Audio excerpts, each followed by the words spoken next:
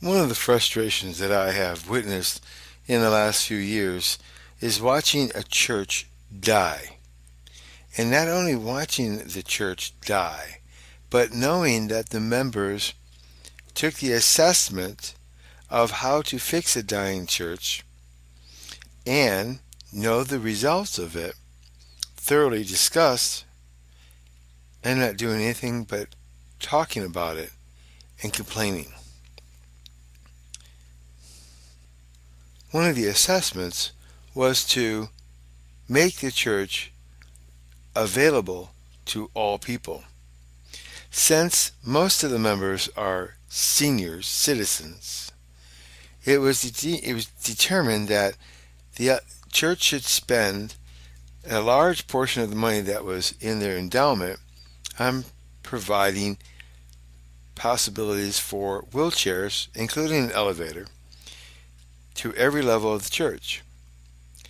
That took 8 years for them to pass that and get the progress going to take the money from the endowment fund that was left by another church that merged with them, so it wasn't even their money in the first place, and build the elevator and the ramps necessary to make the church accessible.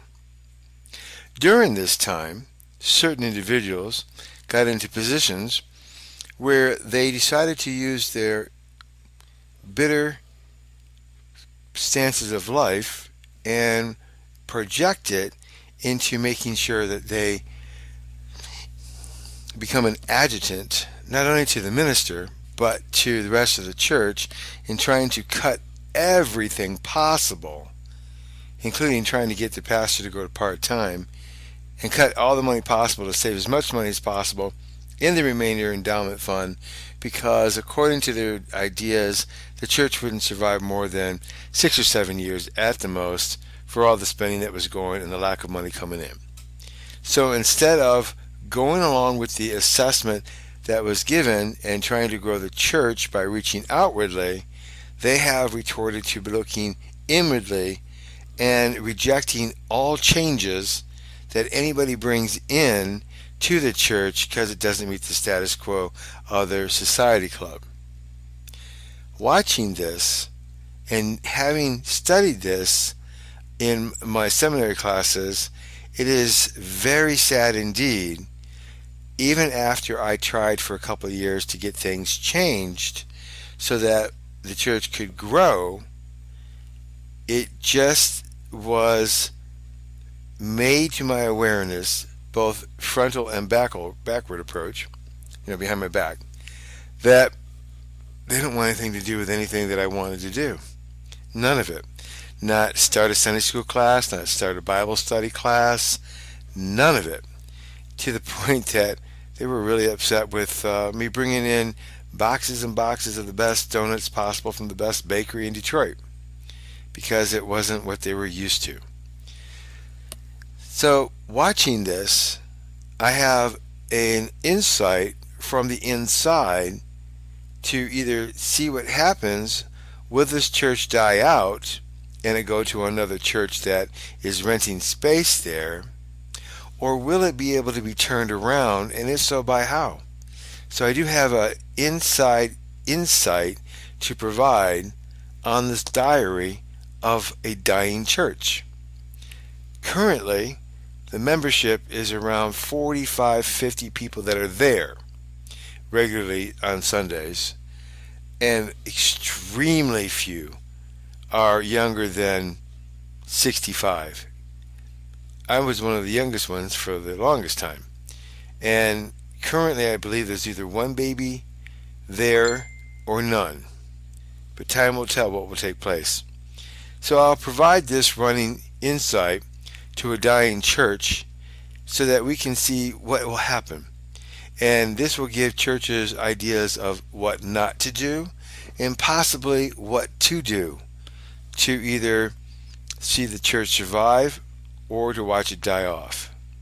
Stay tuned. I will put this into a playlist so that those who are interested can see the insights and see what's going on. At first I wasn't going to do this because it's a lot of it I think is shameful. But this is an insight from inside that could actually help other churches survive, and also can give inside information to clue the church in, or churches, that your church is dying. Because there are 9 signs of a dying church that I saw online, and this church that I'm involved with has all of them. And right now there's a discussion about canning or cutting back the choir director, or canning her, and having the organist do the choir, or going to all canned music. That's definitely one fast way to have your church turn into a funeral parlor.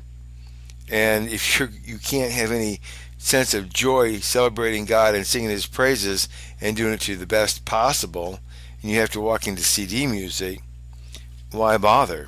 Why bother going to church? You can do that at home. So there's a lot of things going on. I will try to make this more specific as this diary continues, so you can go over point by point what's happened and what is happening. Right now I'm doing a test to see if this is going to be viewed and listened to, and if so, I will continue giving insight, and if not, I'll probably leave it up as a record. And that's it for right now. We'll see what God does with all this. Hopefully, this is just warning signs to help churches turn around. So, the elevator is supposed to be done by this coming February, and it is already November. And it is Michigan, so we have to deal with the freezing soil and temperatures. And they've gone into modes of, well, I didn't vote for this elevator, therefore I want to preserve as much money as possible. Let's cut everybody in the staff. Just cut everybody out. Pretty much their way of getting even, and their home life's not doing good and everything, seems like. So they're going in and they're cutting things. They've cut positions in the church that made it feel more homely and welcoming. And then they're now going after people in the church that are necessary to keep it from being a church and not becoming a funeral parlor. And they're discussing, should we go to canned music? Seriously? That's a fast way to kill off what remains of the church. So, we're watching it. I'm watching it to find out what's going to happen. Are we ever going to get any children back into this place? Is this church going to die off in 10 years after the last of the old people die? Is it going to be, sold off? Is it going to find avenues of growth? What's going to happen? So, in a dying church, wondering, providing insights of a diary from a trained member to hopefully help other churches see the warning signs, get ideas of how members see it, and correct it so that those churches don't die off. And hopefully we'll have something within these diaries where the church actually survives and grows. So stay tuned. We'll see what happens with this.